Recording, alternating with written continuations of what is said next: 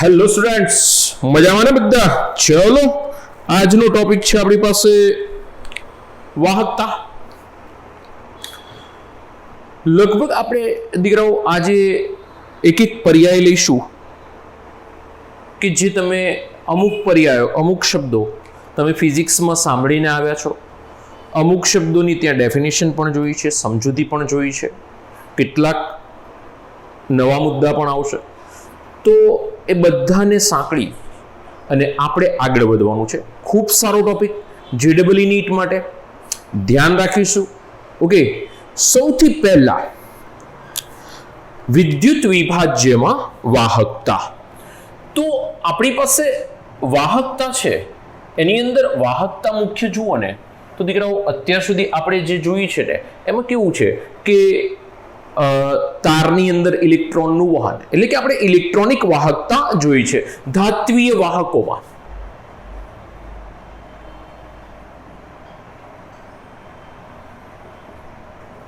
હવે આપણે બીજો પાર્ટ એક અત્યારે હાલ લેવાનો છે, જે આપણો મુખ્ય પાર્ટ છે કે વિદ્યુત વિભાજ્યમાં વિદ્યુત પ્રવાહનું વહન. આપણે આ સમજવાનું છે, વિદ્યુત વિભાજ્યમાં વિદ્યુત પ્રવાહનું વહન. આપણો જે મુદ્દો છે એ આ છે. આ મુદ્દો જે છે એ ધાતુની અંદર જે પણ બી વાહકો છે એ આપણે ઓલરેડી ફિઝિક્સમાં ભણીને આવ્યા છે. આ એક ટોપિક આપણા માટે નવો સ્ટાર્ટ થશે. ચલો, બંને વચ્ચેનો તફાવત પણ જોઈ લઈએ અને મુદ્દામાં આગળ વધીશું. તો ફર્સ્ટ પોઈન્ટ છે કે આની અંદર વાહક કોણ છે? તો ધાત્વીય વાહકોની અંદર ધ્યાન રાખજો, એક તો ધાતુ તો આવે જ, એટલે કે ધાતુઓ અને મિશ્ર ધાતુઓ એ ધાત્વીય વાહક તરીકે રહેશે. જ્યારે વિદ્યુત વિભાજ્યમાં વિદ્યુત પ્રવાહનું વહન કરાવો છો તો વાહક કોણ રહેશે? તો કે આની અંદર વાહક એ વિદ્યુત વિભાજ્ય રહેશે.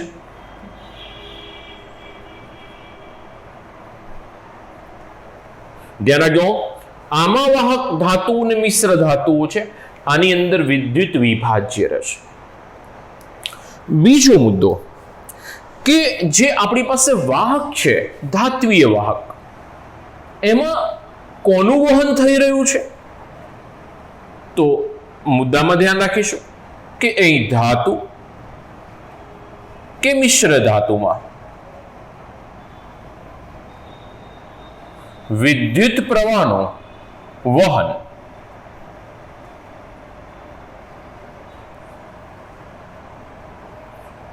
મુક્ત ઇલેક્ટ્રોન વડે થશે.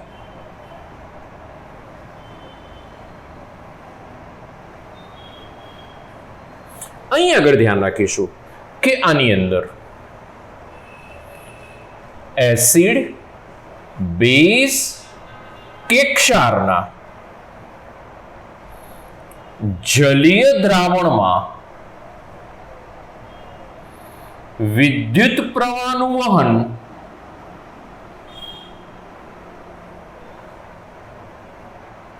આયનો દ્વારા થશે. એટલે તો આને શું કહેવામાં આવશે? આયોનિક વાહકતા. આને શું કહેવામાં આવશે? ઇલેક્ટ્રોનિક વાહકતા. શબ્દો ધ્યાન રાખજો, આયનો દ્વારા વિદ્યુત પ્રવાહનું વહન થયું ને તો આપણે એને આયોનિક વાહકતા કહીશું. ઇલેક્ટ્રોન દ્વારા થઈ રહ્યું છે તો આપણે એને ઇલેક્ટ્રોનિક વાહકતા કહીશું. તો અહીંયા આગળ બી આ મુદ્દો ત્યાં લખવું હોય તો આ ઇલેક્ટ્રોનિક વાહકતા કહેવાય, આ આયોનિક વાહકતા કહેવાય. આયનો વડે વિદ્યુત પ્રવાહનું વહન થશે. શેની અંદર? ક્યાં તમે એસિડ લઈ લો, બેઝ લઈ લો, ક્ષાર લઈ લો, એનું જલીય દ્રાવણ લઈ લો, પાણી ઉમેર્યું દીકરા, અને પાણીનો ડાઇલેક્ટ્રિક અચળાંક વધારે છે. પાણીનો ડાઇલેક્ટ્રિક અચળાંક વધારે છે એટલે પાણીની અંદર આ બધા પદાર્થો એડ કરવામાં આવે ને વિદ્યુત વિભાજ્યો, એટલે એને આયન ફોર્મમાં રૂપાંતરિત કરશે. અને આયન ફોર્મમાં રૂપાંતરિત કરવાના કારણે એ આયનો દ્વારા વિદ્યુત પ્રવાહનું વહન કરશે. ઓકે, ત્રીજો મુદ્દો, થર્ડ પોઈન્ટ ધ્યાન રાખજો. અવરોધ માટે લખીશું. અવરોધની સંજ્ઞા છે આ. ધ્યાન રાખજો, અહીં આગળ અવરોધ છે એ જે ધાતુઓ છે એ ધાતુના પરમાણુમાં સંયોજકતા ઇલેક્ટ્રોન અથવા તો મુક્ત ઇલેક્ટ્રોન શબ્દ પણ વપરાશે અને પરમાણુ કર્નલ વચ્ચેના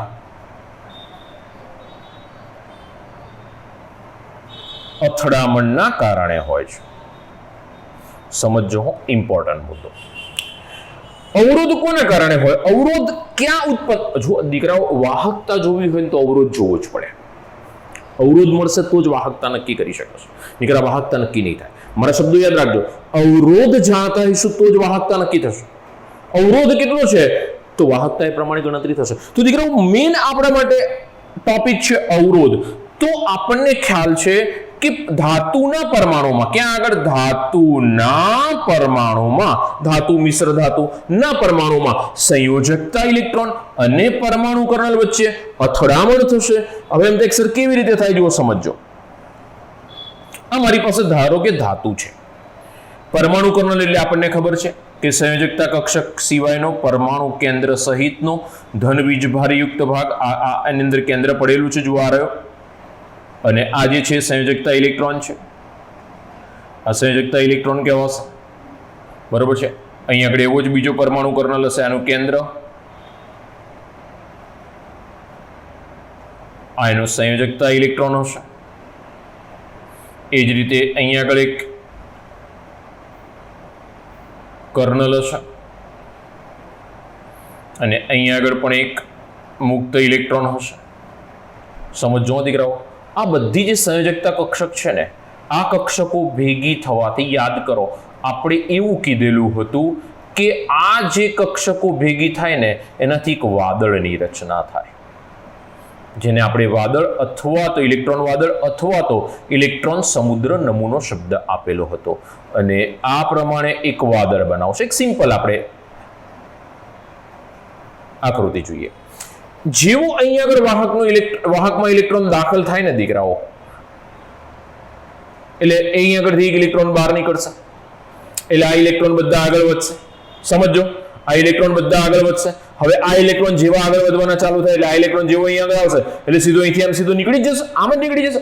ના દીકરાઓ, આ ઇલેક્ટ્રોન જેવો આવશે એટલે એને તરત જ આ જે પરમાણુ કર્નલ છે એ પરમાણુ કર્નલથી આ ઇલેક્ટ્રોન જેવો છૂટો પડીને, આ બધા મુક્ત ઇલેક્ટ્રોન છે, રખડતા હશે, ફરતા હશે ધાતુની અંદર, અને એ પરમાણુ કર્નલ સાથે અથડાશે અને એના કારણે અવરોધ ઉત્પન્ન થશે. કોનો અવરોધ ઉત્પન્ન થશે? ઇલેક્ટ્રોનને અવરોધ ઉત્પન્ન થશે.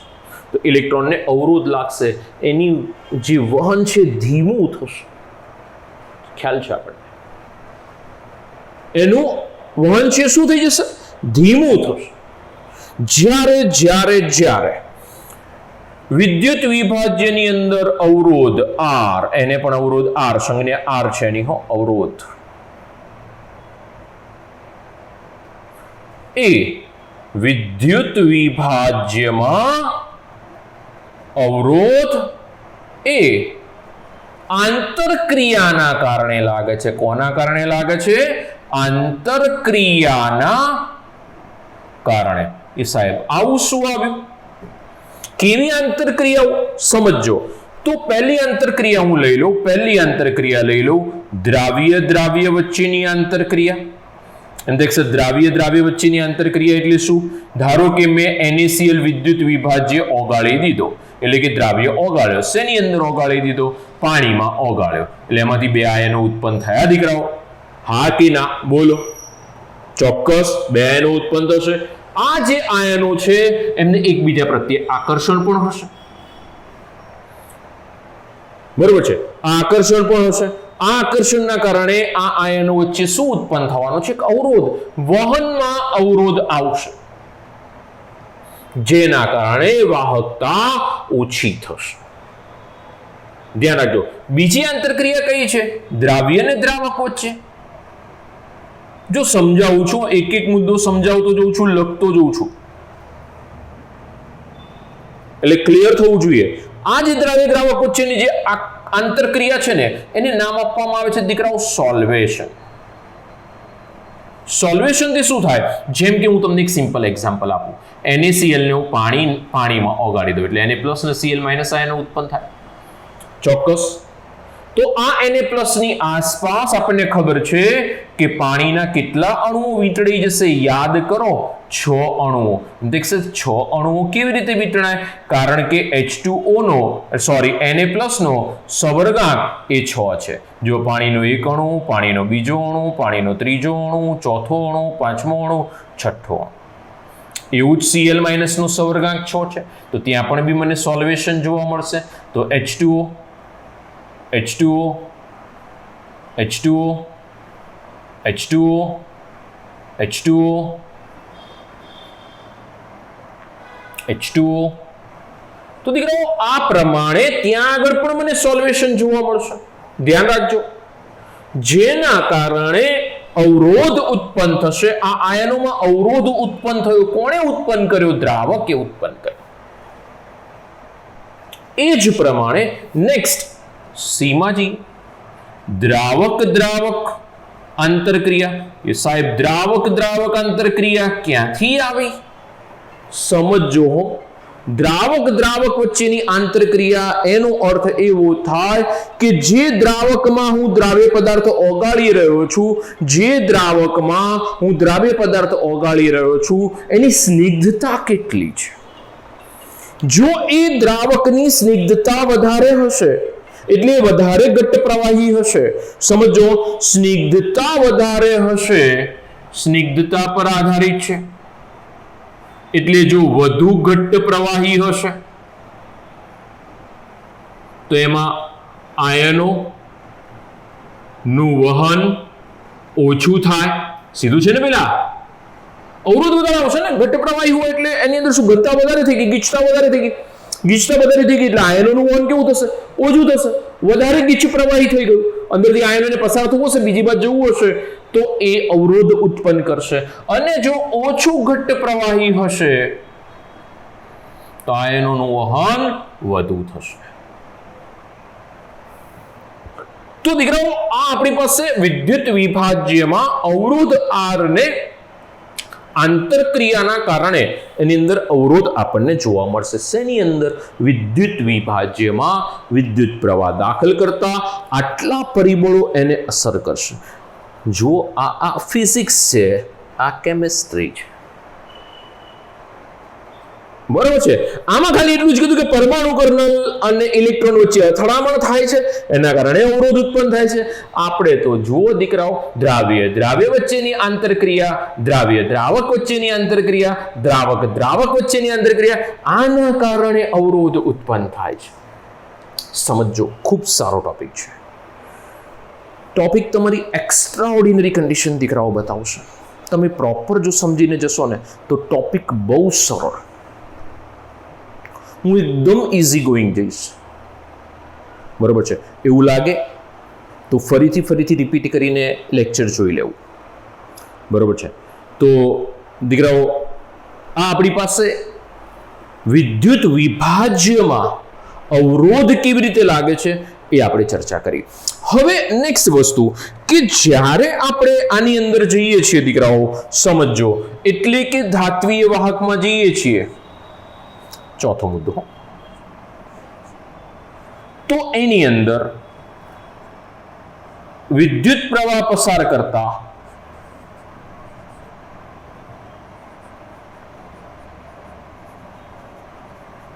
કોઈ રાસાયણિક પ્રક્રિયા થતી નથી. ધ્યાન રાખજો, રાસાયણિક પ્રક્રિયા થતી નથી, પરંતુ વિદ્યુત પ્રવાહ પસાર કરતા ભૌતિક પ્રક્રિયા થાય છે.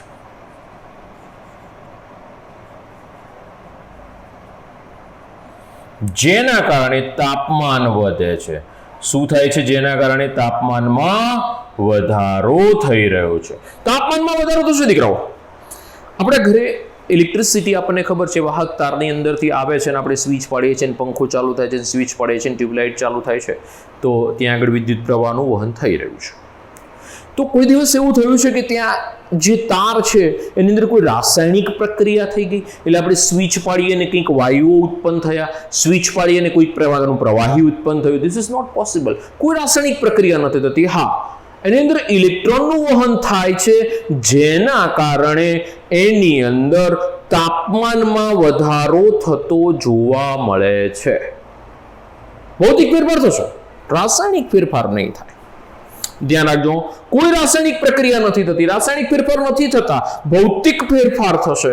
જ્યારે આની અંદર આપણે જઈએ છીએ, મુદ્દો નોટ કરજો ખાસ આ રહ્યો કે આની અંદર એટલે કે વિદ્યુત વિભાજ્યમાં વિદ્યુત પ્રવાહ પસાર કરતા વિદ્યુત વિભાજ્યમાં વિદ્યુત પ્રવાહ પસાર કરતા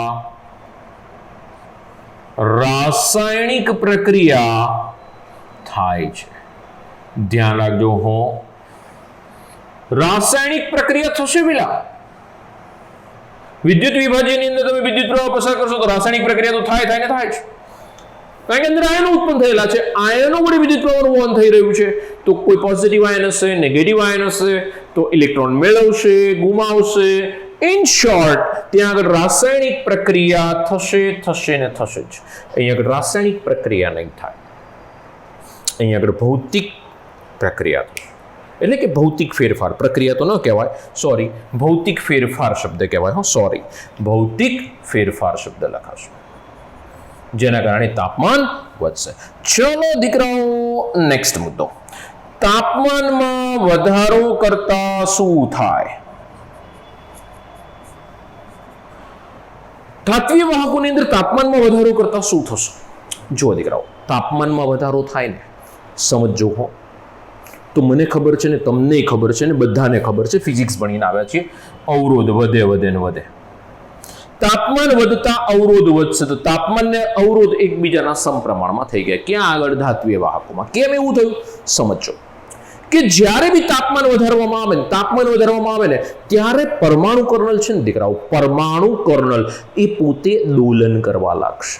સમજો હો, પરમાણુ કર્નલ શું કરવા લાગશે? દોલન કરવા લાગશે. એ પોતાના સ્થાનની આસપાસ દોલન કરશે. હવે જેવા દોલન ચાલુ કરે ને દીકરાઓ, એટલે તરત જ આ ઇલેક્ટ્રોનને અથડામણ વધી જશે. આ ઇલેક્ટ્રોન સીધો જતો હતો, હા, ક્યાંક અથડાતો હતો તો એને અવરોધ મળતો હતો. પરંતુ જેમ આ બી દોલન કરવા લાગ્યો, આ બી દોલન કરવા લાગ્યો, આ પણ દોલન કરવા લાગ્યો, ઊંચે નીચે, આગળ પાછળ, તો શું થયું? તો તાપમાન વધતા પરમાણુ કર્નલ ના દોલનો વધે, એટલે ઇલેક્ટ્રોન સાથે અથડામણ વધશે, અવરોધ વધે. વધવા માટે કરું છું, એરો કરું છું. ફરીથી સમજો, તાપમાન વધતા શું થાય? પરમાણુ કર્નલનું દોલન વધે. દોલન વધતા શું થાય? તો કે ઇલેક્ટ્રોન નતો અથડાતો, એ અથડાશે, અથડાતો હતો તો અથડાતે જ. સમજો, દોલન, કારણ કે પોતાના સ્થાનની આસપાસ એ ઉપર નીચે, આગળ પાછળ, બરોબર છે, ક્રોસ, એને દોલન કરવા લાગશે.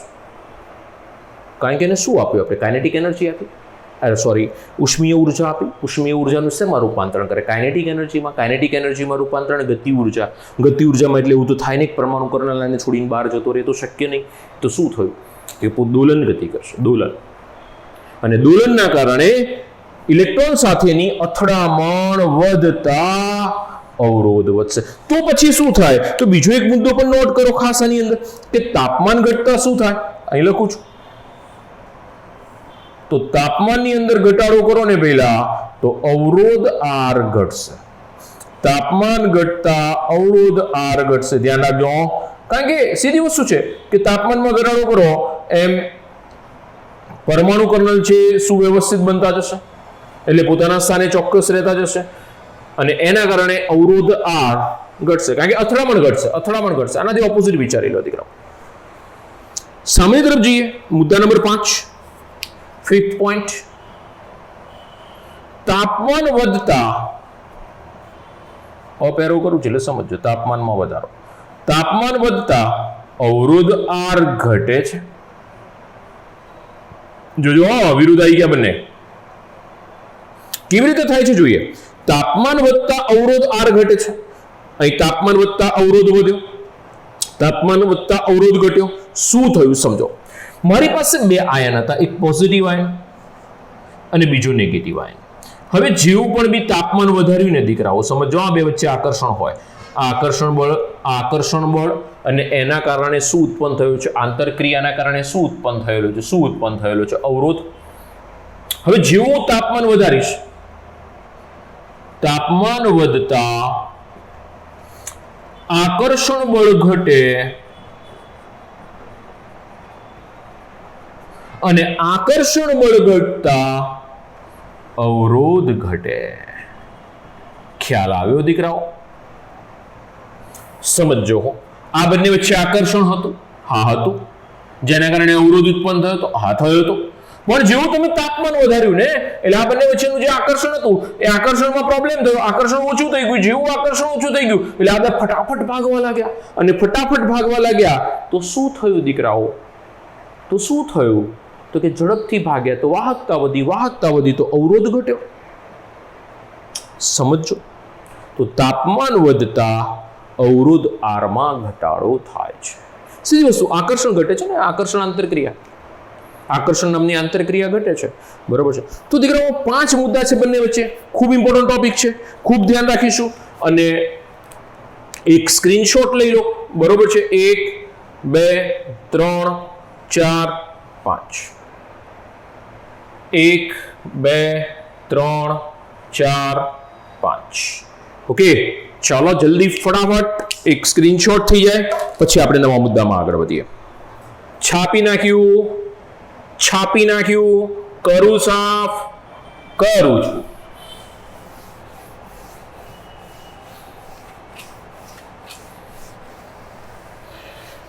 દીકરાઓ, હવે આપણે આગળ વધવું છે.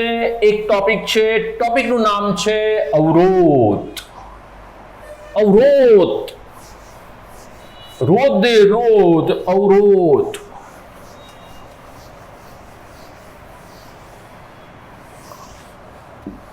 વાહકના રસ્તાનો પથ્થર. ક્વેશ્ચન પૂછી શકે? શું પૂછાય?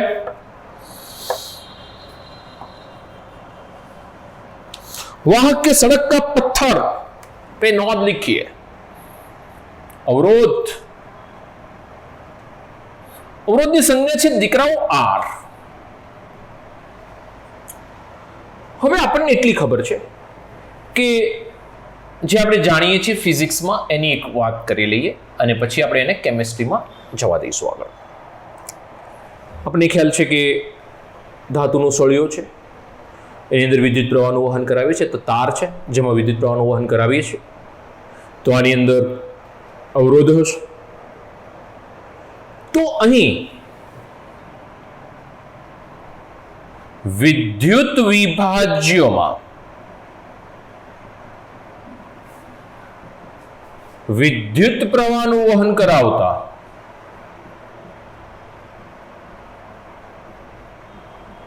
બોલો કોનો અવરોધ છે? આયનોનો અવરોધ હશે ને.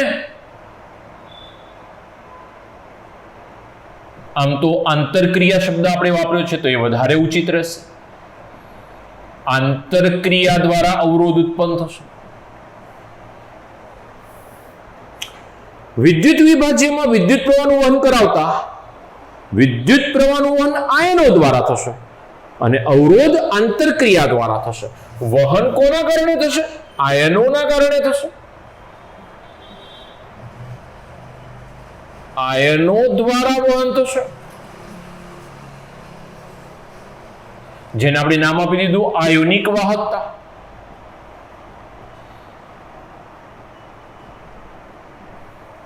સમજો. જેમ કે હું એમ પૂછું, પાણી લઈ લો. બરોબર છે દીકરાઓ? પાણીની અંદર એકાદ 2 ડ્રોપ્સ એસિડના નાખી દો, કોઈ પણ 2 એસિડ, HCl, H2SO4, HNO3, કોઈ પણ 2 એસિડ લઈ લો, કોઈ પણ બી બેઝ લઈ લો, NaOH, KOH, કોઈ પણ બી ક્ષાર લઈ લો, NaCl, KCl, એને મેં પાણીમાં ઓગાળી દીધો. પાણીમાં ઓગાળ્યું એટલે શું ઉત્પન્ન થાય? આયનો ઉત્પન્ન થયા. એમાંથી જેવું વિદ્યુત પ્રવાહનું વહન કરીશ, કોના દ્વારા થશે વિદ્યુત પ્રવાહનું વહન? આયનો દ્વારા થશે, એટલે એને આયોનિક વાહકતા કહેવાય. સમજો, આયનો દ્વારા વિદ્યુત પ્રવાહનું વહન થાય છે, આયોનિક વાહકતા કહેવાશે. ખૂબ સરસ. ચલો આગળ વધીએ. તો હવે આપણે નેક્સ્ટ મુદ્દામાં આગળ વધીએ છીએ કે આની અંદર જેટલા સારા ગુણ છે એટલા એનાથી વિરુદ્ધમાં ખરાબ ગુણો પણ હશે. કોઈ વ્યક્તિ આપણે એમ કહીએ છીએ કે સારી વ્યક્તિ છે તો એની અંદર ખરાબ ગુણધર્મ કેવો હોય? ઓછો હોય. જેમ કે તમે બધા ખૂબ સારા છો, જલેબીના ગુચડા જેવા સરસ છો, સારા છો, બરાબર છે. તો સારી વ્યક્તિ છે તો એની અંદર ખરાબ ગુણધર્મ કેવા હશે? ઓછા. તો હું એમ કહી શકું છું કે જો અવરોધ ઓછો હોય તો બોલો વાહકતા કેવી હશે? વધુ હશે. અને જો અવરોધ વધુ હોય તો વાહકતા કેવી હશે? ઓછી હશે. ઇન શોર્ટ, અવરોધ અને વાહકતા એ કેવા છે? એકબીજાથી વ્યસ્ત છે. અવરોધ ઓછો હશે તો વહનશીલતા વધારે હશે, વાહકતા વધારે હશે. અવરોધ વધુ હશે તો વહનશીલતા ઓછી હશે, એટલે કે વાહકતા ઓછી હશે. બીજું દીકરાઓ કે એક સરખા, ધ્યાન રાખજો ડેફિનેશન, એક સરખા અવરોધ એક સરખા વાહકમાં અવરોધ R તેની લંબાઈના સમપ્રમાણ અને તેના આડછેદના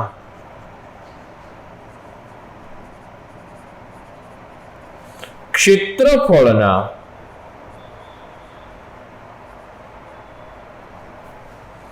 વ્યસ્ત પ્રમાણમાં હોય છે. સમજો હવે એક વખત ફરીથી. એક સરખા વાહકનો અવરોધ R, એક સરખો વાહક છે. એટલે કે આપણે જો ફિઝિક્સની વાત કરીએ તો એવું કહેતા હતા કે તારની જાડાઈ એક સરખી હોય, એક સરખી જાડાઈ ધરાવતો તાર છે, એક સરખો વાહક છે અને એનો અવરોધ R તેની લંબાઈના સમપ્રમાણમાં, આડછેદના ક્ષેત્રફળના વ્યસ્ત પ્રમાણમાં. ઓકે, પહેલા સંબંધ બનાવી દઈએ અને સમજીએ. તો અવરોધ R લંબાઈના સમપ્રમાણમાં હોય તો લંબાઈને કહેવામાં આવે L, તો R proportional to L, આડછેદનું ક્ષેત્રફળ એનું વ્યસ્ત એટલે ડિવાઇડેડ બાય A, તો R L ના સમપ્રમાણમાં પણ A ના વ્યસ્ત પ્રમાણમાં. સો ચલનની નિશાની કાઢું તો શું થઈ જશે? R is equal to Rola. બહુ રોલા ના મારીશ ભાઈ, બહુ રોલા ના મારીશ, મને ખબર છે, બધી જ ખબર છે, બહુ રોલા નહીં મારવાના હું. Okay, R is equal to rho L upon A. તો R is equal to rho L upon A. હવે સમજો L શું છે? તો આપણે કીધું કે વાહકની લંબાઈ. બીજું એ શું છે? તો એને આડછેદનું ક્ષેત્રફળ. ઓકે સાહેબ, ફિઝિક્સ હતું તો ખબર હતી કે આ તાર છે, બરોબર છે, એની લંબાઈ લેતા હતા. હવે અહીં શું કરવાનું ભાઈ? અહીં ક્યાં કરને કા? ઓ સાહેબ, ક્યાં કરને કા? દેખો દેખો દેખો બચ્ચે દેખો, સમજો દીકરાઓ. હું આ રીતે એક પાત્ર લઈ લઉં તો થોડું વધારે ઈઝી રહેશે.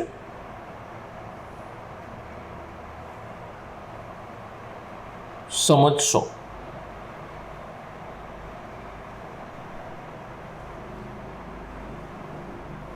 આ એક પાત્ર લઈ લઉં, બરોબર છે.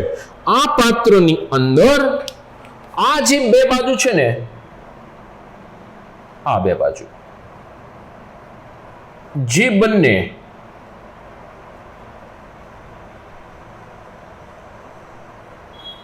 હું વિદ્યુત ધ્રુવો લગાડી દઉં, એટલે સારા વાહક લગાડી દઉં. આ વિદ્યુત ધ્રુવો લગાડી દીધા. આ બંને જે રેડ કલરથી મેં ક્રોસ કર્યું ને, એ મેં શું લગાડી દીધા? વિદ્યુત ધ્રુવો. બાકીની બાજુ એટલે કે પાછળની બાજુ, આગળની બાજુ અને નીચેની બાજુ એ હું કાચના બનાવી દઉં અથવા તો અવાહકના બનાવી દઉં, પ્લાસ્ટિકના બનાવી શકું. બેક સાઈડ, ફ્રન્ટ સાઈડ અને લોઅર સાઈડ. ઉપર તો ખુલ્લું હોય. સમજો. તો આ બંનેને હું બેટરીના છેડા સાથે જોઈન કરી દઉં, બેટરીના ધન છેડા સાથે, બેટરીના ઋણ છેડા સાથે જોઈન કરી દઉં, એટલે આ બંને શું થઈ ગયા? તો કે સાહેબ આ બંનેને કહેવાશે વિદ્યુત ધ્રુવ. વિદ્યુત ધ્રુવ કહેવાશે.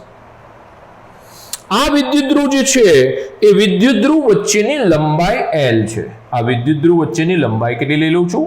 L. બે વિદ્યુત ધ્રુવ વચ્ચેની લંબાઈ L થઈ ગઈ. આ વિદ્યુત ધ્રુવનું આડછેદનું ક્ષેત્રફળ એટલે કે આપણે એવું કહી શકીએ આ પહોળાઈ ગુણ્યા ઊંચાઈ, LBH હોય ને, તો આનું ક્ષેત્રફળ શોધવું છે તો આપણે અહીં કહી શકીએ કે આડછેદનું ક્ષેત્રફળ હું A લઈ લઉં. ઓકે, સમજો. આ જે વિદ્યુત ધ્રુવ છે એમ કે સર આ વિદ્યુત ધ્રુવ, હા આ બંને વિદ્યુત ધ્રુવ સરખા જ હોય ને ભાઈ, હાઈટમાં જોઈ લો. હું સમચોરસ લઈ રહ્યો છું એક પાત્ર, તો બંને વિદ્યુત ધ્રુવ સમાન હશે. સાહેબ અસમાન હોય તો શું કરવાનું? હે અસમાન હોય તો બોલો સાહેબ, અસમાન हो तो क्या होगा? ओके दिखाओ. चलो હું એમ કહું છું કે આનું કદાચ ક્ષેત્રફળ 10 સેન્ટીમીટર સ્ક્વેર છે, આનું ક્ષેત્રફળ કદાચ 8 સેન્ટીમીટર સ્ક્વેર છે. બોલો बच्चे क्या करेंगे? बोलो बच्चे क्या करेंगे? साहेब इसमें क्या करेंगे समझो. હવે જો આ બંનેના ક્ષેત્રફળ જુદા જુદા હોય તો આની છાયા પેલા પર પડે, ઓછાવાળાની છાયા વધારે પર પડે, વધારવાળાની ઓછા પર ના પડે તો ઢંકાઈ જાય. તો ઓછાવાળાની છાયા વધારે પર પડે તો મારે અહીં ક્ષેત્રફળ શું કયું લેવાનું? RUA લેવાનું, આ નહીં લેવાનું. સમજણ પડીને તો હવે ભૂલ ન થાય. સરખા હોય તો કોઈ પ્રશ્ન નથી દીકરાઓ, 99% કેસમાં સરખા જ હશે, 99.99% કેસમાં સરખા હશે. કદાચ કોઈ કોમ્પિટિટિવ એક્ઝામમાં એવું કહે કે 8 સેન્ટીમીટર સ્ક્વેરની પ્લેટ છે અને બીજો વિદ્યુત ધ્રુવ 10 સેન્ટીમીટર સ્ક્વેરનો છે, તો પછી એવું ના કરતો 10 + 8 = 18 નહીં દીકરાઓ. ઓકે, ચાલો બીજા મુદ્દામાં આગળ વધીએ. તો મને શું કીધેલું છે સમજો, ક્ષેત્રફળ મને મળી ગયું, એ પ્લેટનું ક્ષેત્રફળ છે, વિદ્યુત ધ્રુવનું ક્ષેત્રફળ એ થશે. બીજું લંબાઈ છે બે વિદ્યુત ધ્રુવ વચ્ચેની, એ જ L થઈ ગયો. હવે કહે છે કે સાહેબ એક સરખો વાહક એટલે શું? દીકરાઓ એક સરખો વાહક એનો અર્થ એવો થાય કે અહીંયા આગળ વાહક કોણ છે? સમજો અહીંયા આગળ વાહક કોણ છે, કોના દ્વારા આયનોનું વહન થાય છે? તો વિદ્યુત વિભાજ્ય દ્વારા થાય છે. તો વિદ્યુત વિભાજ્ય કેવું દ્રાવણ છે? યાદ કરો દ્રાવણો નામનું ચેપ્ટર, તો આપણે એમ કીધું હતું કે ધારો કે પાણીની અંદર NaCl નાખી દો, HCl નાખી દો, KCl નાખી દો, બોલો કેવું મિશ્રણ બનાવે? સમાંગ મિશ્રણ બનાવે, એક સરખું મિશ્રણ બનાવે. યાદ કરો દ્રાવણો. તો અહીંયા આગળ બનાવવામાં આવેલું દ્રાવણ પણ કેવું હશે? સમાંગ હશે દીકરાઓ. સમાંગ દ્રાવણ હોય, સમાંગ હોય. જ્યારે દ્રાવણ બને ત્યારે સમાંગ હશે. તો આ શું છે? સમાંગ એટલે એક સરખું વિદ્યુત વિભાજ્ય નું દ્રાવણ. ઓકે, એક સરખું વિદ્યુત વિભાજ્ય થઈ ગયું દીકરાઓ. એક સરખું અહીંયા આગળ જે બી દ્રાવણ છે એક સરખું હશે, NaCl અંદર ઓગળેલો હશે, એક સરખી રીતે ઓગળેલો હશે, એટલે એક સરખો વાહક થઈ ગયો. એવું તો થાય નહીં કે NaCl આ બાજુ વધારે જતો રહ્યો હશે ને આ બાજુ ઓછો હશે. વિદ્યુત પ્રવાહ પસાર કર્યો એ પહેલા. ઓકે, તો દીકરાઓ એ સમાંગ વિદ્યુત વિભાજ્યનું દ્રાવણ હશે એટલે એક સરખો વાહક થઈ ગયો અહીંયા આગળ. તો એક સરખા વાહક, હવે જુઓ સમજો બધું સેટ થઈ ગયું. એક સરખા વાહક એટલે સમાંગ વાહક નો અવરોધ R એટલે એનો અવરોધ R, આ દ્રાવણનો અવરોધ, એની લંબાઈ એટલે બે વિદ્યુત ધ્રુવ વચ્ચેનું અંતર સમપ્રમાણમાં, અને આડછેદના ક્ષેત્રફળ, આડછેદ કોનું? પટ્ટી એટલે કે વિદ્યુત ધ્રુવનો આડછેદનું ક્ષેત્રફળ એના સમપ્રમાણમાં છે. તો દીકરાઓ શું થઈ ગયું? R = રોલાર મત રોલામાર, રોલાનામાર એ જ મને ખ્યાલ છે, બધો જ ખ્યાલ છે. ચલો 1 by 1 એક પદ લખીએ. તો L શું બતાવે છે? તો દીકરાઓ L બતાવે છે બે વિદ્યુત ધ્રુવ વચ્ચેનું અંતર.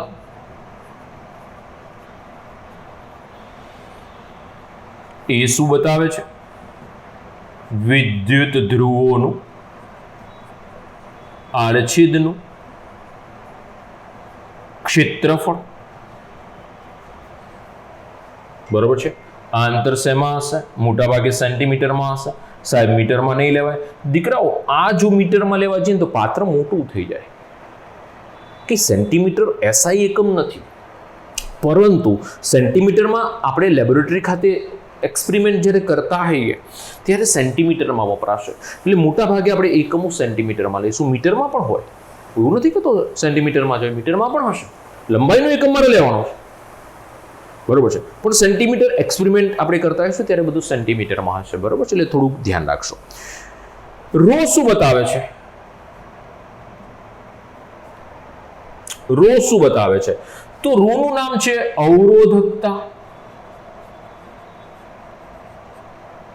અથવા તો પ્રતિરોધકતા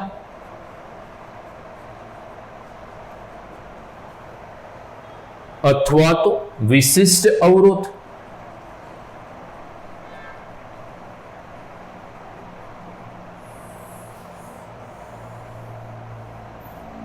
આવી ગયું બધું, ધ્યાન રાખજો. आर भैया का एकम क्या है?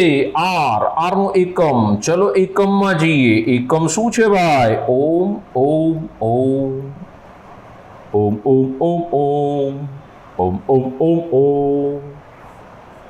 બહુ વગાડતા નહીં, નીકળે ગમે ત્યારે ઉપરથી યાન આવી જશે નીચે, ફરતું ફરતું.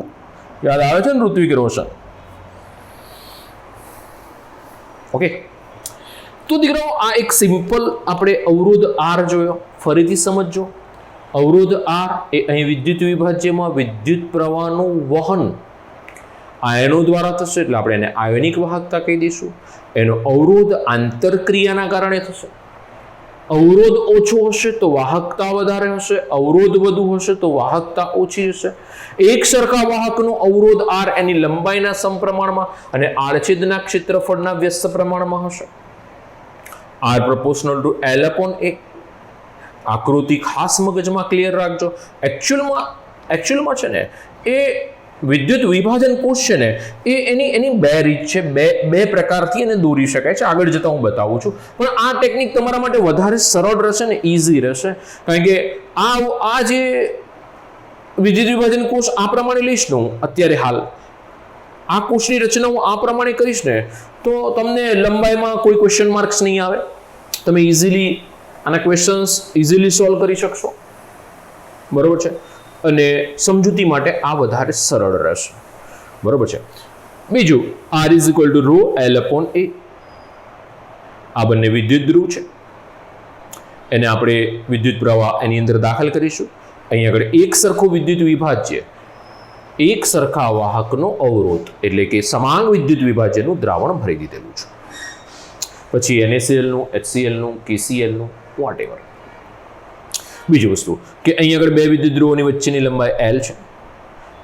એ બંને વિદ્યુત ધ્રુવોના આડછેદનું ક્ષેત્રફળ છે. રો છે ને અવરોધકતા, પ્રતિરોધકતા, વિશિષ્ટ અવરોધ કહેવામાં આવે છે. બીજું, R is equal to Rola થઈ જશે. R અવરોધ છે, અવરોધ આપણે કહીએ છીએ એનો એકમ ઓમ છે, બરોબર છે. હવે આપણે નેક્સ્ટમાં આગળ વધવું છે.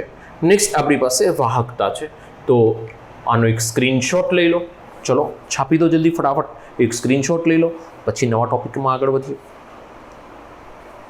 ચલો છાપી દીધું, વધીશું આગળ. ઓકે. ભૂલ ગયા સબ કુછ, યાદ નહીં અબ કુછ. એવું થાય છે ને, હે ને? એવું થાય છે ને? થાય જ, એવું થાય સાહેબ. ભૂલ ગયા સબ કુછ, યાદ નહીં અબ કુછ. હો આહા, એક ને બાત નહીં ભૂલી. Chemistry, I love you. ચલો અવરોધ આર પછી શું વધીશું તો કે વાહકતા છે જી. વાહકતા જી, હાજી, જીજી. તો વાહકતા છે દીકરાઓ જી, જેની સંજ્ઞા આપણે જી લઈને ચાલીશું. તો વાહકતા ડેફિનેશન ધ્યાન રાખજો. અવરોધના વ્યસ્તને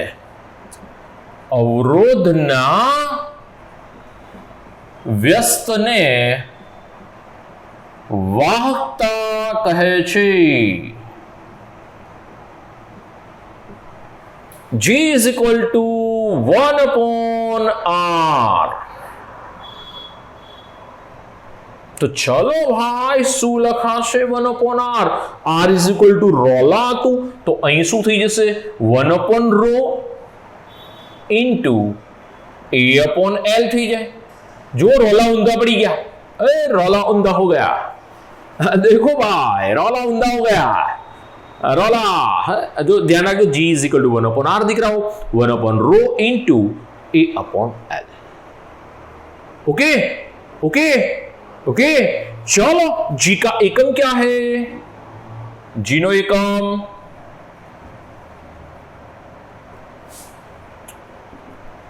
रो અહીં આગળ જે આપણી પાસે 1/ρ ઇન્ટુ a/l 1/r છે તો ઓમ ઇનવર્સ થઈ જશે, એને કહેવાય ઓમ. ઓમ ઉલટા કરી દો, મો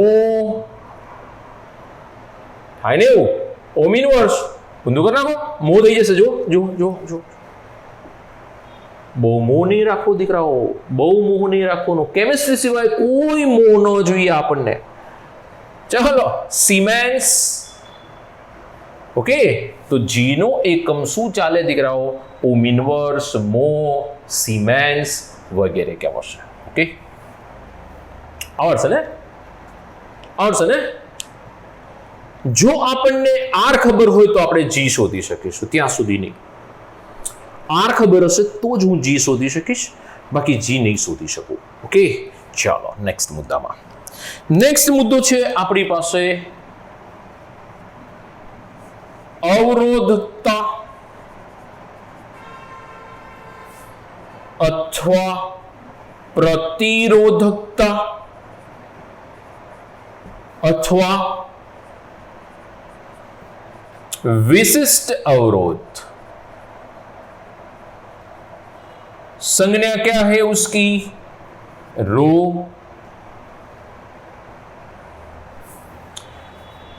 समझो દીકરાઓ, અવરોધકતા અથવા તો પ્રતિ અવરોધકતા આ શબ્દનો ઉપયોગ ઘણી બધી જગ્યાએ કરીશું અને મોસ્ટ પ્રોબેબલ આ શબ્દનો ઉપયોગ આવશે, એટલે ક્યાંય ગભરાતા નહીં, શબ્દ યાદ રાખજો.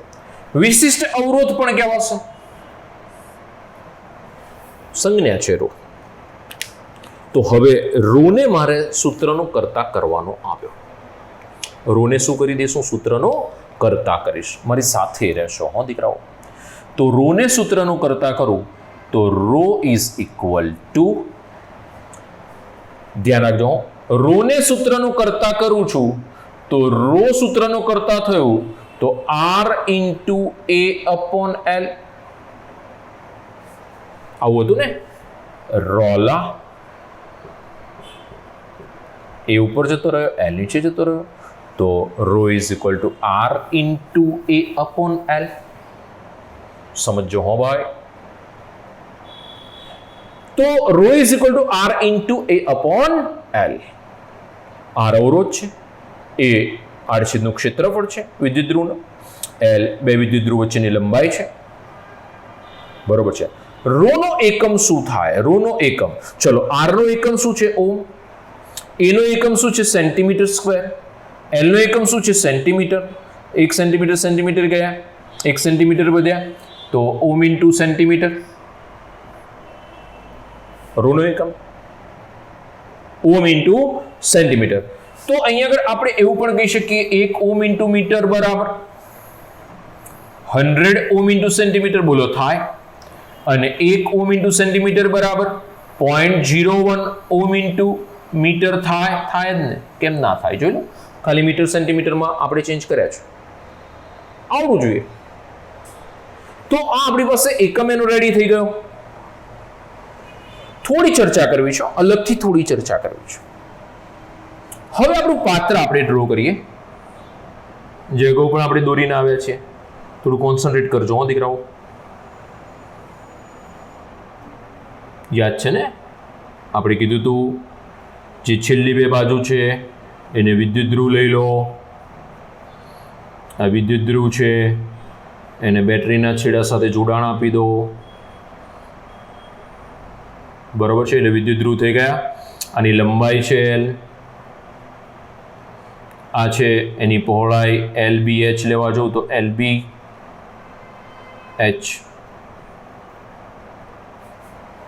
ઓકે, આની અંદર આપણે વિદ્યુત વિભાજ્ય ભરી દઈએ, વિદ્યુત વિભાજ્ય ભરી દઈએ. ખ્યાલ આવે છે ને દીકરાઓ? વિદ્યુત વિભાજ્ય ભરી દીધું આપણે. ક્લિયર?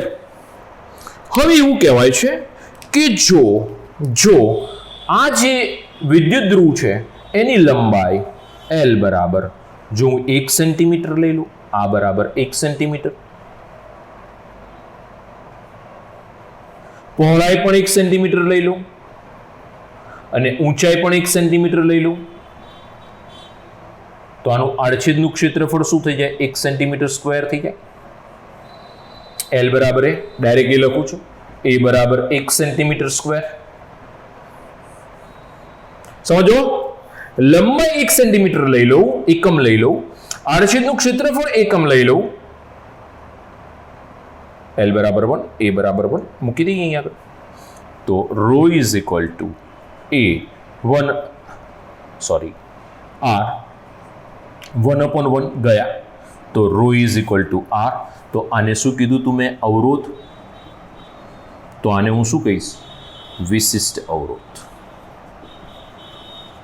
સમજો દીકરાઓ,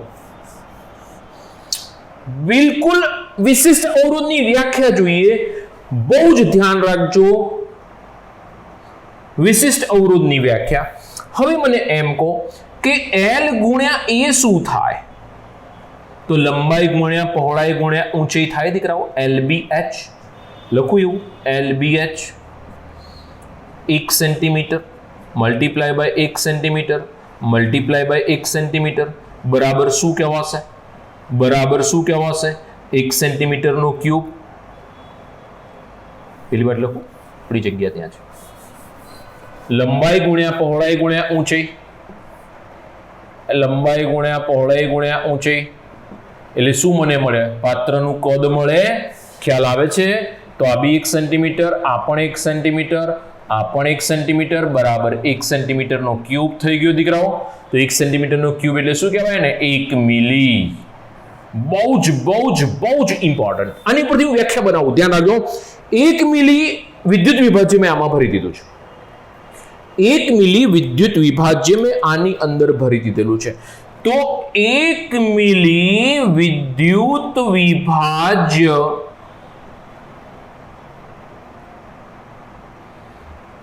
માં રહેલા આયનો ના અથવા આયનો દ્વારા કુલ અવરોધને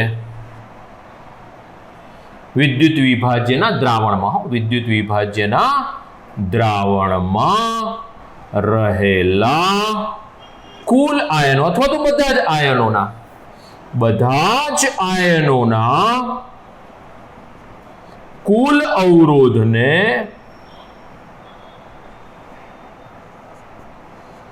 વિશિષ્ટ અવરોધ અથવા તો પ્રતિરોધકતા કહેવામાં આવે છે. બહુ જ ઇમ્પોર્ટન્ટ ડેફિનેશન. 1 મિલી વિદ્યુત વિભાજ્યમાં રહેલા આયનોના બધા જ આયનોના કુલ અવરોધને એનો વિશિષ્ટ અવરોધ અથવા તો પ્રતિરોધકતા કહેવામાં આવે છે. ધ્યાન રાખશો, મેં શું કર્યું અહીંયા આગળ? આ 1 સેન્ટીમીટર લઈ લીધું, આ 1 સેન્ટીમીટર સ્ક્વેર લઈ લીધું. સમજો, આ 1 સેન્ટીમીટર લઈ લીધું, આ 1 સેન્ટીમીટર સ્ક્વેર લઈ લીધું, બરોબર છે. તો LBH કર્યું મેં, આને આપણે એ કહી દઈશું. તો શું થઈ ગયું? 1 સેન્ટીમીટર ક્યુબ થઈ ગયો. 1 સેન્ટીમીટર ક્યુબ એટલે 1 ml થઈ ગયો.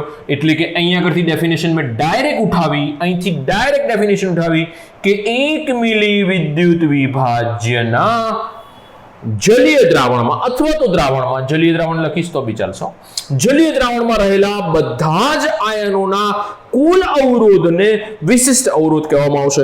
ડેફિનેશન કિસકી ડેફિનેશન? આ કોની ડેફિનેશન છે ભાઈ? તો ડેફિનેશન છે કોની? રો કી ડેફિનેશન. રો વિશિષ્ટ અવરોધ.